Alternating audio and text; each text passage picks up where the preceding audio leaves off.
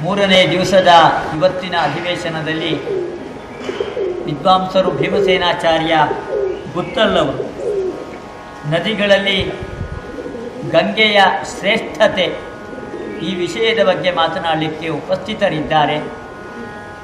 ಗುತ್ತಲಾಚಾರ್ಯರು, ನಾನು ಯಾವತ್ತೂ ಹೇಳೋದುಂಟು, ಎಲ್ಲ ಶಾಸ್ತ್ರವಿದ್ಯೆಗಳನ್ನು ಕೂಡ ಅವರು ಗುತ್ತಿಗೆ ಪಡೆದುಬಿಟ್ಟಿದ್ದಾರೆ. ಆದ್ದರಿಂದ ಗುತ್ತಲ್ ಅನ್ನೋ ಹೆಸರು ಅವರಿಗೆ ಸಾರ್ಥಕ ಎಂಬುದಾಗಿ.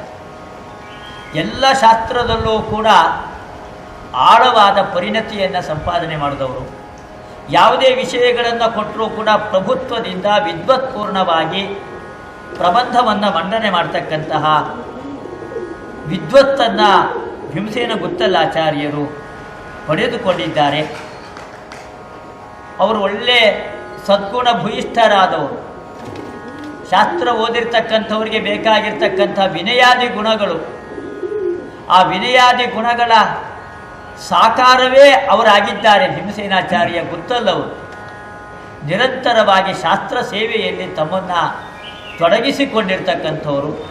ಪರಮಪೂಜ್ಯ ವಿಶ್ವೇಶತೀರ್ಥ ಶ್ರೀಪಾದಂಗಳವರ ಸೇವೆಯನ್ನು ಹಲವಾರು ವರ್ಷಗಳ ಕಾಲ ಮಾಡಿ ಮೇರು ಪರ್ವತದಷ್ಟು ಪುಣ್ಯವನ್ನು ಸಂಪಾದನೆ ಮಾಡಿರ್ತಕ್ಕಂಥವ್ರು ಭೀಮಸೇನಾಚಾರ್ಯ ಗುತ್ತಲ್ಲವರು. ಅವರಿಗೆ ನಮ್ಮ ಮಧ್ವಾಶ್ರಮದ ಪರವಾಗಿ ಹೃತ್ಪೂರ್ವಕವಾಗಿರ್ತಕ್ಕಂತಹ ಸುಸ್ವಾಗತ, ಪ್ರಣಾಮಪೂರ್ವಕವಾಗಿ ನಾನು ಅವರಿಗೆ ಸ್ವಾಗತವನ್ನು ಹೇಳಿ ಆ ಗಂಗಾ ನದಿಯ ಮಹತ್ವ, ಶ್ರೇಷ್ಠತೆ ಇದರ ಬಗ್ಗೆ ಉಪನ್ಯಾಸವನ್ನು ನಡೆಸಿಕೊಡಬೇಕು ಎಂಬುದಾಗಿ ನಾನು ಅವರಲ್ಲಿ ವಿನಮ್ರನಾಗಿ ಪ್ರಾರ್ಥನೆಯನ್ನು ನಾನು ಮಾಡ್ತಾ ಇದ್ದೇನೆ. ನಾರಾಯಣಂ ಸುರಗುರುಂ ಜಗದೇಕನಾಥಂ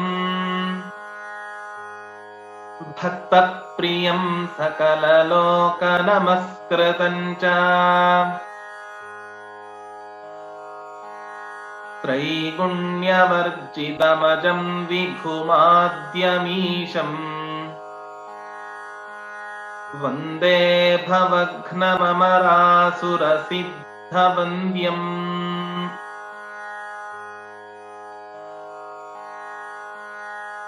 ಯೋಂತಃ ಪ್ರವಿಶ್ಯ ಮಮ ವಾಚಮಿಮಾಂ ಪ್ರಸುಪ್ತಾಂ ಸಂಜೀವಯತ್ಯಖಿಲಶಕ್ತಿಧರಸ್ವಧಾಮ್ನಾ ಅನ್ಯಾಂಷ್ಟಹಸ್ತಚರಣಶ್ರವಣತ್ವಗಾದೀನ್ ಪ್ರಾಣಾನ್ನಮೋ ಭಗವತೆ ಪುರುಷಾಯ ತುಭ್ಯಂ. ತಪಸ್ವಾಧ್ಯಾಯ ಶುಶ್ರೂಷಾ ಕೃಷ್ಣ ಪೂಜಾರತಂ ಮುನಿಂ ವಿಶ್ವೇಶಮಿಷ್ಟದಂ ವಂದೇ ಪರಿವ್ರಾಟ್ ಚಕ್ರವರ್ತಿನಂ. ಶ್ರೀ ಗುರುಭ್ಯೋ ನಮಃ. ಹರಿ ಓಂ.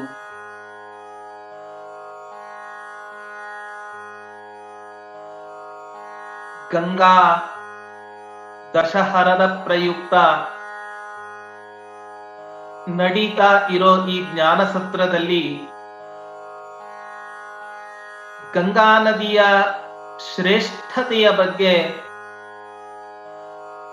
ಒಂದು 10 ನಿಮಿಷಗಳ ಕಾಲ ನಾವು ಚಿಂತನೆಯನ್ನ ನಡೆಸೋಣ. ಭಾರತೀಯ ಇತಿಹಾಸ ಪರಂಪರೆಯಲ್ಲಿ ಭಾರತೀಯರಿಗೂ ಹಾಗೆ ನದಿಗಳಿಗೂ ಒಂದು ಅವಿನಾಭಾವ ಸಂಬಂಧವನ್ನ ನಾವು ಕಾಣುತ್ತೇವೆ. ನದಿಗಳನ್ನ ಇವತ್ತಿನ ದಿನ ದೇವತೆಗಳ ಸ್ಥಾನದಲ್ಲಿ ಗೌರವವನ್ನ ಕೊಟ್ಟು ಪೂಜೆಯನ್ನ ಮಾಡತಕ್ಕಂತಹ ಒಂದು ಸಂಪ್ರದಾಯ ಅಂತ ಇದ್ದರೆ ಅದು ಭಾರತ ದೇಶದಲ್ಲಿ ಮಾತ್ರ. ಇಂಥ ಭಾರತ ದೇಶದಲ್ಲಿ ಅನೇಕ ನದಿಗಳು ಇವತ್ತಿನ ದಿನ ಯಾವುದೋ ಮೂಲೆಯಲ್ಲಿ ಹುಟ್ಟುತ್ತವೆ ಅಥವಾ ಪರ್ವತ ಗುಡ್ಡಗಾಡುಗಳಲ್ಲಿ ಹುಟ್ಟುತ್ತವೆ, ಎಲ್ಲೋ ಇವತ್ತಿನ ದಿನ ಅಸ್ತಂಗತ ಆಗ್ತವೆ. ಹಾಗಾಗಿ ಈ ಅನೇಕ ತೀರ್ಥಗಳಲ್ಲಿ ಅತ್ಯಂತ ಉತ್ತಮವಾದ ತೀರ್ಥ ಯಾವುದು ಅಂತ ಪುರಾಣಗಳ ಚಿಂತನೆಯನ್ನ ನಾವು ಮಾಡಿದಾಗ ರಾಘವೇಂದ್ರ ತೀರ್ಥರು ತಮ್ಮ ನದಿ ತಾರತಮ್ಯ ಸ್ತೋತ್ರದಲ್ಲಿ ಒಂದು ಮಾತನ್ನ ಹೇಳ್ತಾರೆ. ವಿಷ್ಣು ಪಾದಾಬ್ಜ ಸಂಭೂತ ಗಂಗಾ ಸರ್ವಾಧಿಕ ಮತ ಅಂತ ಹೇಳ್ತಾರೆ.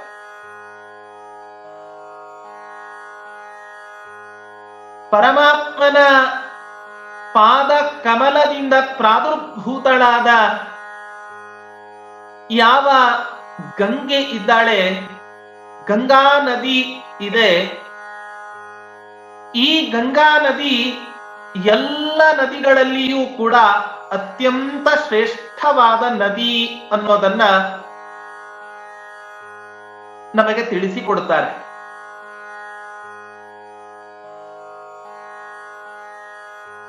ದೇವನದಿಯಾದ ಈ ಗಂಗೆ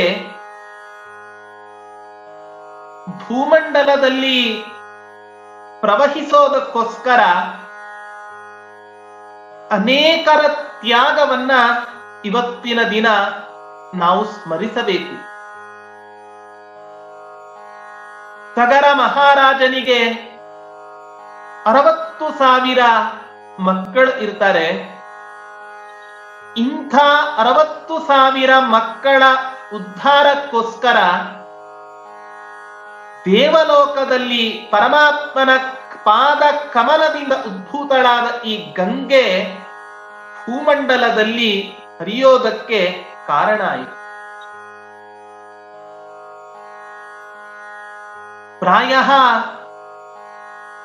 ಈ ಗಂಗಾ ನದಿಯ ವಿಸ್ತಾರವನ್ನ ಕೇಳಿದರೆ ನಮಗೆಲ್ಲರಿಗೂ ಆಶ್ಚರ್ಯ ಆಗತ್ತೆ. ಗೋಮುಖದಲ್ಲಿ ಉಗಮ ಆಗ್ತಕ್ಕಂತಹ ಈ ದೇವನದಿ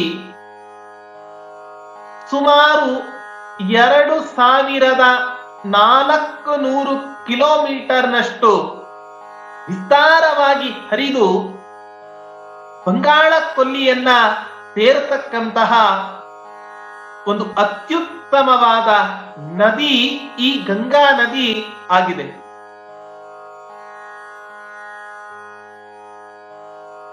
ನಾವೆಲ್ಲ ಪ್ರತಿನಿತ್ಯ ಸ್ನಾನವನ್ನ ಮಾಡಬೇಕಾದ್ರೆ ಹೇಳತಕ್ಕಂತಹ ಶ್ಲೋಕಗಳು ವಿಷ್ಣು ಪಾದಾಬ್ಜ ಸಂಭೂತ ಗಂಗಾ ತ್ರಿಪಥಗಾಮಿನಿ ಭಾಗೀರಥಿ ಭೋಗವತಿ ಜಾಹ್ನವಿ ತ್ರಿದಶೇಶ್ವರಿ. ಒಬ್ಬಳೇ ಗಂಗೆ ಇವತ್ತಿನ ದಿನ ಅನೇಕ ನಾಮಗಳಿಂದ ಇವತ್ತಿನ ದಿನ ಕರೆಸಿಕೊಳ್ತಾ ಇದ್ದಾರೆ. ಆಚಾರ್ಯರು ಕೃಷ್ಣಾಮೃತ ಮಹಾರಣವ ಗ್ರಂಥದಲ್ಲಿ ಗಂಗಾ ನದಿಯ ಮಹತ್ವವನ್ನ ಉಲ್ಲೇಖ ಮಾಡ್ತಾ ಹೇಳ್ತಾರೆ, ಗಂಗಾ ಗಂಗೇತಿ ಯೋ ಬ್ರೂಯಾತ್ ಯೋಜನಾನಾಂ ಶತೈರಪಿ ಮುಚ್ಯತೆ ಸರ್ವ ಪಾಪೇಭ್ಯಃ ವಿಷ್ಣುಲೋಕಂ ಸಗಚ್ಚತಿ.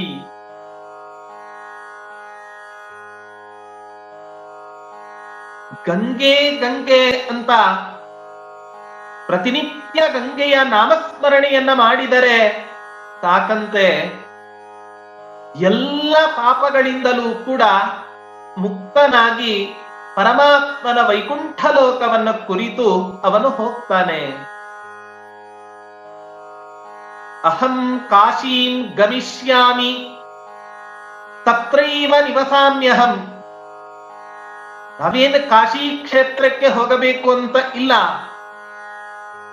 ಆದ್ರೆ ಕಾಶಿ ಕ್ಷೇತ್ರಕ್ಕೆ ಹೋಗಿ ನಾನು ವಾಸವನ್ನ ಮಾಡ್ತೇನೆ ಅಂತ ಸಂಕಲ್ಪ ಮಾಡಿದರೆ ಸಾಕು, ಕಾಶಿ ಕ್ಷೇತ್ರದ ವಾಸದ ಫಲ ನಮಗೆ ಹೇಗೆ ಪ್ರಾಪ್ತಿ ಆಗತ್ತೋ ಹಾಗೆ ಗಂಗಾ ನದಿಯ ನಾಮಸ್ಮರಣೆಯಿಂದಲೇ ಇವತ್ತಿನ ದಿನ ನಾವು ಮಾಡಿದ ಎಲ್ಲ ಪಾಪಗಳೂ ಕೂಡ ಮುಕ್ತ ಆಗಿ ಪರಮಾತ್ಮನ ಲೋಕವನ್ನ ನಾವು ಸೇರ್ತೇವೆ ಅಂತ ಹೇಳಿದ್ರೆ ಗಂಗಾ ನದಿಯ ಮಹತ್ವವನ್ನ ನಾವೆಲ್ಲರೂ ಕೂಡ ಅರಿತುಕೊಳ್ಳಬೇಕು.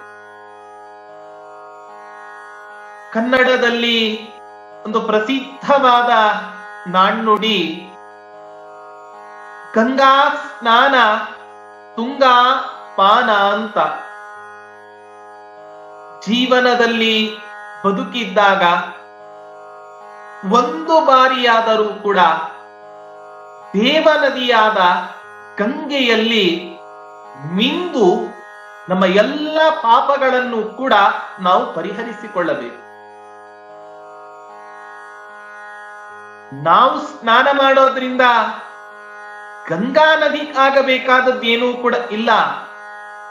ನಾವು ಸ್ನಾನ ಮಾಡೋದ್ರಿಂದ ನಮ್ಮ ಅಂತರಂಗ ಪರಿಶುದ್ಧ ಆಗಿ ಇನ್ನಷ್ಟು ಪರಮಾತ್ಮನ ಸಾಧನೆಯನ್ನ ಮಾಡಲಿಕ್ಕೆ ನಮಗೆ ಅದು ಮೆಟ್ಟಿಲಾಗಲಿಕ್ಕೆ ಅವಕಾಶ ಇದೆ. ಹಾಗಾಗಿ ಜೀವನದಲ್ಲಿ ಬದುಕಿದ್ದಾಗ ಒಂದು ಬಾರಿಯಾದರೂ ಕೂಡ ನಾವು ಗಂಗಾ ನದಿಯಲ್ಲಿ ಸ್ನಾನವನ್ನ ಮಾಡಬೇಕು ಅಂತ ನಮಗೆ ಸ್ನಾನದ ಮಹತ್ವವನ್ನ ತಿಳಿಸಿಕೊಡುತ್ತೆ ಪುರಾಣಗಳು. ಭಗವಂತನಿಗೆ ತ್ರಿಯುಗಪೂತಿ ಅಂತ ಹೆಸರು. ಕಲಿಕಾಲದಲ್ಲಿ ಪರಮಾತ್ಮ ಅವತಾರವನ್ನ ಮಾಡಲಾರ. ಕೃತಯುಗ, ತ್ರೇತಾಯುಗ, ದ್ವಾಪರ ಯುಗ, ಈ 3 ಯುಗಗಳಲ್ಲಿ ಪರಮಾತ್ಮ ಅವತರಿಸಿ ಭಕ್ತರನ್ನ ಉದ್ಧರಿಸಿದರೆ, ಕಲಿಕಾಲದಲ್ಲಿ ಪರಮಾತ್ಮ ಅವತಾರ ಮಾಡದೇ ಇದ್ದಾಗ ಭಗವಂತ ಚಿಂತಾಕ್ರಾಂತನಾಗ್ತಾನೆ. ಈ ಕಾಲದಲ್ಲಿ ಹುಟ್ಟುವ ಸಜ್ಜನರ ಉದ್ಧಾರ, ಭಕ್ತರ ಪಾಮರರ ಉದ್ಧಾರ ಹೇಗ್ತಾನೆ ಆದೀತು.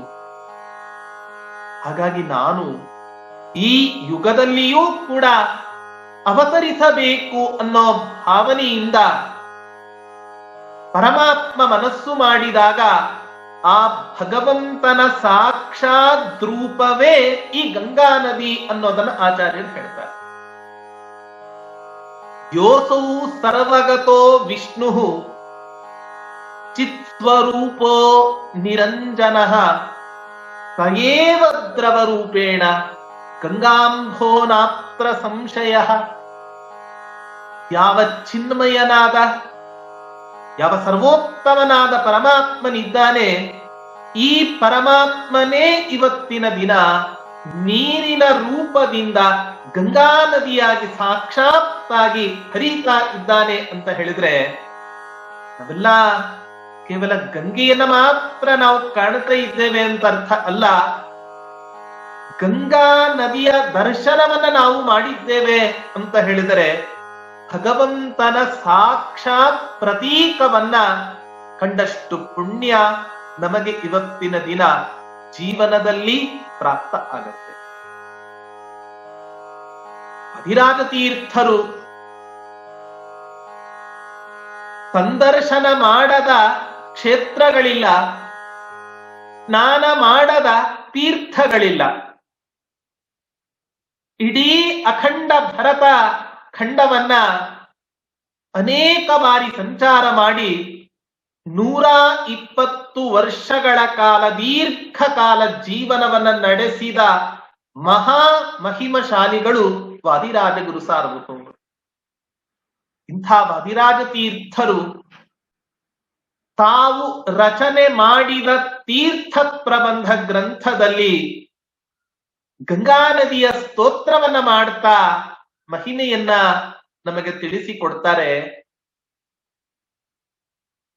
ಹೇ ಗಂಗೆ, ಬ್ರಹ್ಮನ ಲೋಕದಿಂದ ಆರಂಭಿಸಿ ಇಷ್ಟು ದೂರ ಇರತಕ್ಕಂತಹ ಭೂಲೋಕಕ್ಕೆ ನೀನು ಹರಿದು ಬಂದಿದ್ದೀಯಾ? ಇಷ್ಟು ದೂರ ಹರಿದ ನಿನಗೆ ನನ್ನ ಮನಸ್ಸು ಇಷ್ಟು ದೂರ ಆಯಿತೆ. ಅಷ್ಟು ದೂರದಿಂದ ಭೂಮಂಡಲಕ್ಕೆ ಬರಬೇಕಾದ್ರೆ ದಾರಿಯಲ್ಲಿ ಅನೇಕ ಅಡೆತಡೆಗಳು ಎಲ್ಲವೂ ಕೂಡ ಇದ್ದಾವೆ.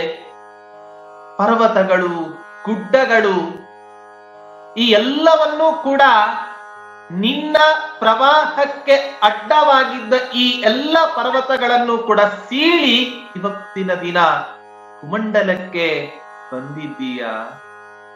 ಇಂಥ ನೀನು ಚಂಚಲವಾದ ನನ್ನ ಮನಸ್ಸಿನಲ್ಲಿ ಇರತಕ್ಕಂಥ ಪಾಪಗಳನ್ನ ದೂರ ಮಾಡಲಾರೆ. ನಾನೇನು ಅಂಥ ಪಾಪಿಯ?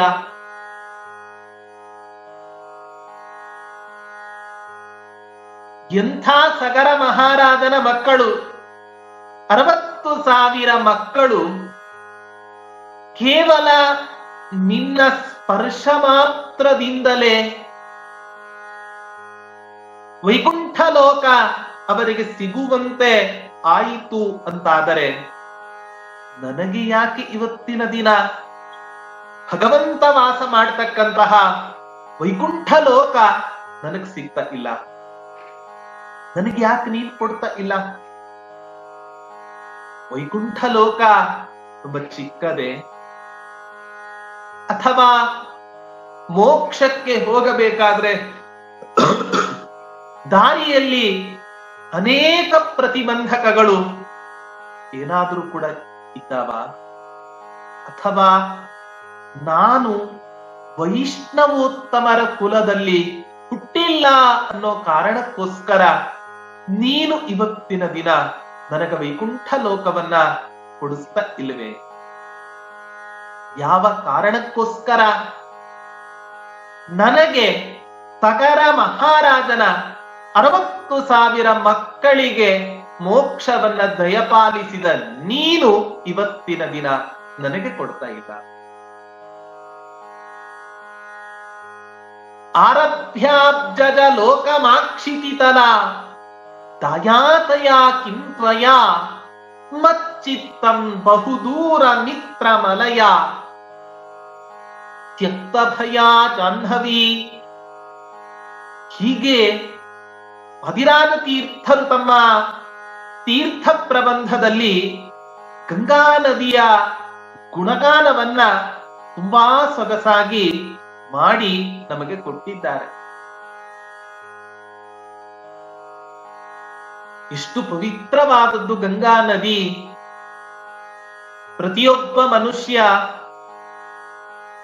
ತನ್ನ ಜೀವನದ ಉತ್ತರ ಕಾಲದಲ್ಲಿ ತಾನು ಮರಣವನ್ನ ಹೊಂದಿದ ಮೇಲೆ ತನ್ನ ಅಸ್ಥಿಗಳು ಗಂಗಾ ನದಿಯಲ್ಲಿ ವಿಸರ್ಜನೆ ಆಗಬೇಕು ಅಂತ ಅಪೇಕ್ಷೆಯನ್ನ ಪಡ್ತಾನೆ. ಯಾಕೆ ಆ ರೀತಿ ಅಪೇಕ್ಷೆ ಪಡ್ತಾನೆ? ಯಾವದಸ್ಥಿ ಮನುಷ್ಯಸ್ಯ ಗಂಗಾಯಾ ಸ್ಪೃಶ್ಯತೆ ಜಲಂ ತಾವತ್ಸ ಪುರುಷೋ ರಾಜನ್ ಸ್ವರ್ಗಲೋಕೆ ಮಹೀಯತೆ. ಮನುಷ್ಯನ ಅಸ್ಥಿಗಳು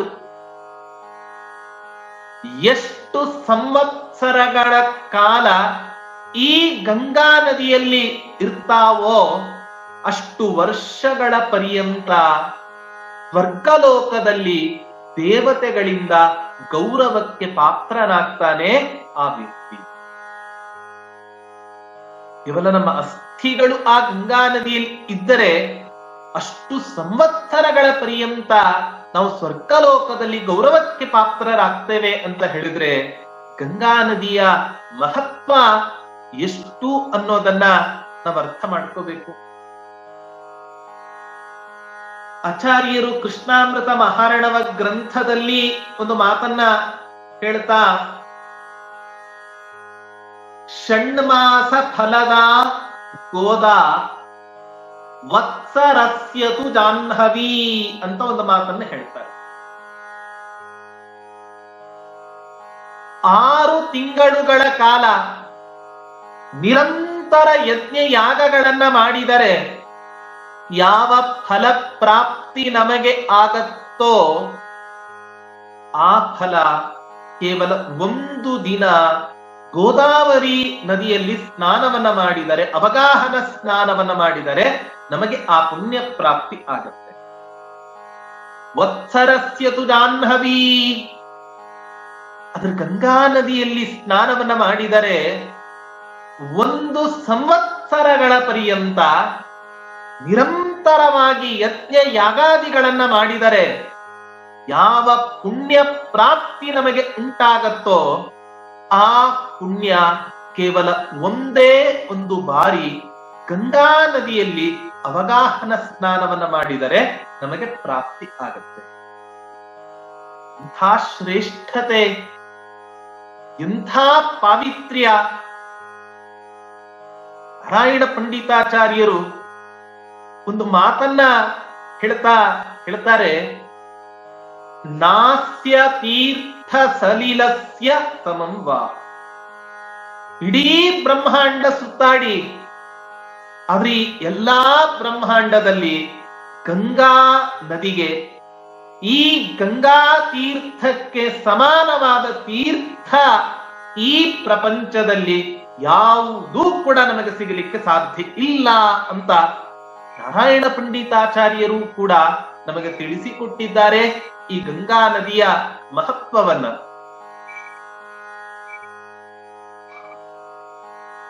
ವನಪರ್ವದಲ್ಲಿ ಬರತಕ್ಕಂತಹ ಒಂದು ಮಾತು, ಸರ್ವಂ ಕೃತಯುಗೇ ಪುಣ್ಯಂ ತ್ರೇತಾಯಾಂ ಪುಷ್ಕರಂ ಸ್ಮೃತಂ ದ್ವಾಪರೇವ ಕುರುಕ್ಷೇತ್ರಂ ಗಂಗಾ ಕಲಿಯುಗೆ ಸ್ಮೃತಂ ಅನ್ನೋ ಮಾತಿನಂತೆ ಕೃತಯುಗದಲ್ಲಿ ಎಲ್ಲಾ ತೀರ್ಥಗಳು ಕೂಡ ಶ್ರೇಷ್ಠ.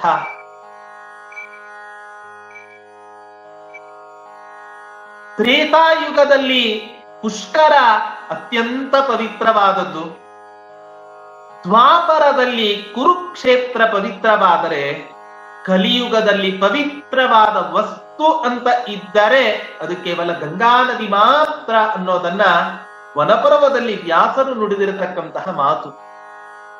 ಹಾಗಾಗಿ ಅನೇಕ ಪುರಾಣಗಳ ಅವಲೋಕನ ಮಾಡಿದಾಗ, ನಮ್ಮ ಇತಿಹಾಸ ಪರಂಪರೆಯನ್ನ ನಾವು ಗಮನಿಸಿದಾಗ ಗಂಗಾ ನದಿಗೆ ಭಾರತೀಯರು ಕೊಟ್ಟಂತಹ ಯಾವ ಒಂದು ಸ್ಥಾನಮಾನ ಇದೆ, ತುಂಬಾ ವಿಶಿಷ್ಟವಾದ ಸ್ಥಾನಮಾನವನ್ನ ಭಾರತೀಯರು ಕೊಟ್ಟು ದೇವತೆಯ ಸ್ಥಾನವನ್ನ ಕಲ್ಪಿಸಿ ತುಂಬ ಉತ್ತಮವಾದ ಗೌರವವನ್ನ ಭಾರತೀಯರು ಹಿಂದೆ ಕೊಟ್ಟಿದ್ದಾರೆ, ಈಗ ಕೊಡ್ತಾ ಇದ್ದಾರೆ, ಮುಂದೆಯೂ ಕೂಡ ಕೊಡುತ್ತಾರೆ.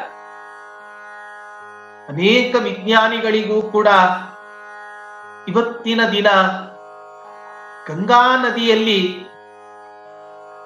ಅನೇಕ ಅಪರಿಹಾರ್ಯವಾದ ರೋಗಗಳಿಗೆ ಔಷಧಿ ನೀಡತಕ್ಕಂತಹ ಒಂದು ಶಕ್ತಿ ಆ ಗಂಗಾ ನದಿಯ ನೀರಿನಲ್ಲಿ ಇದೆ. ಅದು ಏನು ಅನ್ನೋದು ಇವತ್ತಿನ ತನಕವೂ ಕೂಡ ವಿಜ್ಞಾನಿಗಳಿಂದಲೂ ಕಂಡುಹಿಡಿಯಲಿಕ್ಕೆ ಸಾಧ್ಯ ಇಲ್ಲ. ಹಾಗಾಗಿ ಲೋಕ ವಿಲಕ್ಷಣವಾಗಿರತಕ್ಕಂತಹ ಒಂದು ನದಿ ಈ ಗಂಗಾ ನದಿ ನಮ್ಮ ಭರತ ಖಂಡದಲ್ಲಿ ಹರಿತಾ ಇದೆ ಅನ್ನೋದೇ ಒಂದು ನಮ್ಮ ದೊಡ್ಡ ಹೆಮ್ಮೆ. ಯಾರೇ ಒಬ್ಬ ಪುರುಷ ತಾನು ಮರಣವನ್ನ ಹೊಂದಲಿ, ಆ ಸಂದರ್ಭದಲ್ಲಿ ತಾನು ಮರಣವನ್ನ ಹೊಂದಬೇಕಾದ್ರೆ ಕೊನೆ ಕ್ಷಣದಲ್ಲಿ ಗಂಗಾ ನದಿಯ ನೀರು ನನ್ನ ಗಂಟಲಲ್ಲಿ ಇಳಿಬೇಕು ಅಂತ ಅಪೇಕ್ಷೆಯನ್ನ ಪಡ್ತಾನೆ. ಅಷ್ಟು ಪಾವಿತ್ರ್ಯ ಈ ಗಂಗಾ ನದಿಗೆ ಇದೆ. ಇಂಥ ಗಂಗಾ ನದಿಯನ್ನ ಇವತ್ತಿನ ದಿನ ಅನೇಕ ಕೈಗಾರಿಕೆಗಳು ತಮ್ಮ ವಾಣಿಜ್ಯದ ಉದ್ದೇಶದಿಂದ ಕಲುಷಿತಗೊಳಿಸ್ತಾ ಇರತಕ್ಕಂತಹದ್ದು ನಮ್ಮ ಭಾರತೀಯರ ದುರ್ದೈವವೇ ಸರಿ. ಹಾಗಾಗಿ ಇಡೀ ಪ್ರಪಂಚದಲ್ಲಿ ಯಾರಿಗೂ ಕೂಡ ಇಲ್ಲದೆ ಇರತಕ್ಕಂತಹ ಒಂದು ಸೌಭಾಗ್ಯ ಆ ಪರಮಾತ್ಮ ನಮಗೆ ಇವತ್ತಿನ ದಿನ ಗಂಗಾ ನದಿಯ ರೂಪದಲ್ಲಿ ಕೊಟ್ಟಿದ್ದಾನೆ. ಇಂಥ ಗಂಗಾ ನದಿಯ ರಕ್ಷಣೆಗಾಗಿ ಅನೇಕ ಸಂತರು ಜೀವನವನ್ನ ತ್ಯಾಗ ಮಾಡಿದ್ದಾರೆ, ಇವತ್ತಿಗೂ ಮುಡಿಪಾಗಿ ಇಟ್ಟಿದ್ದಾರೆ. ಹಾಗಾಗಿ ಇಂಥ ದೇವನದಿಯಾದ ಗಂಗೆಯ ರಕ್ಷಣೆಯನ್ನ ನಾವು ನೀವೆಲ್ಲರೂ ಕೂಡ ಸೇರಿ ರಕ್ಷಣೆ ಮಾಡಿ ಆ ಗಂಗಾ ನದಿಯ ಪಾವಿತ್ರ್ಯವನ್ನ ಉಳಿಸೋಣ ಅಂತ ಹೇಳ್ತಾ ನನ್ನ ಮಾತನ್ನ ಮುಗಿಸ್ತೇನೆ. ಶ್ರೀಕೃಷ್ಣಾರ್ಪಣ.